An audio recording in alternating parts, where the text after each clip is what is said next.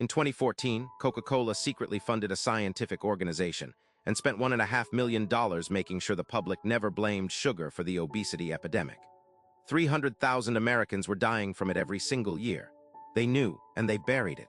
So why has no one ever told you this? To the world, Coca-Cola was a beverage company, nothing more. The brand behind polar bears and summer and the pause that refreshes. In 2014, they were running ads showing smiling teenagers and active families. CEO Mutter Kent was on the cover of business magazines. The company was posting record revenues, and publicly they were neutral on health science. They weren't in the business of medicine, they'd say. They made drinks. What consumers did with their bodies was their own choice. Behind closed doors, they were doing something very different. In 2014, a group of Coca-Cola executives, with direct involvement from the company's chief science officer, Rona Applebaum, quietly helped design and fund a new academic organization. They called it the Global Energy Balance Network. It was headed by Dr. Stephen Blair of the University of South Carolina, one of the most cited exercise scientists in the world. Respected, credible, the perfect front. The network's message was simple: obesity is not a diet problem. It's an inactivity problem. Stop obsessing over sugar, start moving more. The science wasn't new. The funding was. Coca-Cola had been giving Dr. Blair's research department money for years. By the time this story broke, the total figure was $3.5 million, but that funding was never disclosed. The network published papers. Scientists shared the findings. News outlets repeated the message. And the question of what sugar actually does to a human body quietly receded from the conversation. The strategy was working.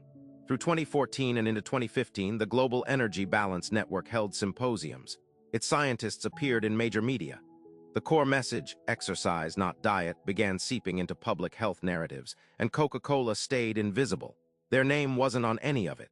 The network appeared fully independent. Then in August 2015, a reporter at the New York Times named Anahad O'Connor filed a FOIA request. What came back were internal emails between Coca-Cola executives and the network's founders. Emails where Coke executives reviewed the group's messaging, shaped its research agenda, helped script its public rollout. The word independent was used 37 times in the network's public materials. Every single use was a lie. But that's not even the part they really didn't want out. When those emails hit print, the full picture came into focus. This wasn't a rogue PR stunt. It was a coordinated, multi-year strategy modeled on something that had been done before by the tobacco industry.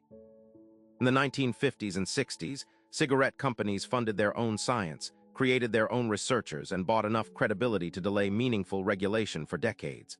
Coca-Cola had studied that playbook, and they ran it again. The internal communications showed that executives knew their product was a central driver of the obesity crisis. They weren't naive. They had their own nutrition scientists. They had access to the same epidemiological data public health officials were citing. The World Health Organization had just issued guidance linking sugary drinks directly to obesity and type 2 diabetes. The CDC was pushing for sugar taxes, and Coca-Cola's response was not to reformulate, not to reduce portion sizes. It was to fund the people arguing the whole framing was wrong. The Global Energy Balance Network dissolved in November 2015, 3 months after those emails went public. Dr. Blair's lab quietly returned the remaining funding. And in a Wall Street Journal op-ed, CEO Mutter Kent admitted the company had made, quote, mistakes. One op-ed, for $3.5 million in a coordinated campaign to suppress a public health truth. That was the apology.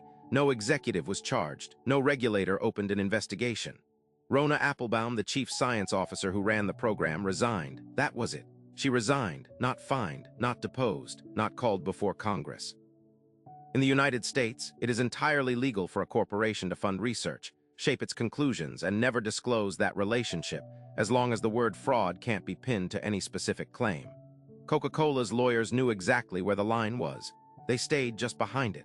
The company paid no penalty. Its stock recovered within a quarter. Mutter Kent remained CEO until 2017, when he retired with full honors and a legacy speech.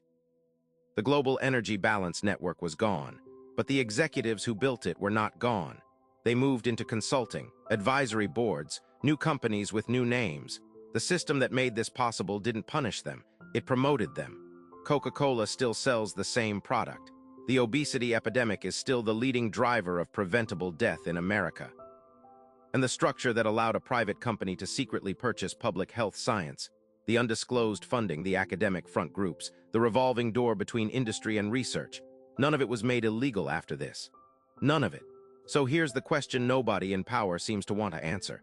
If a corporation can buy the science and face no consequences when it gets caught, what exactly is stopping them from doing it again? What's stopping them right now?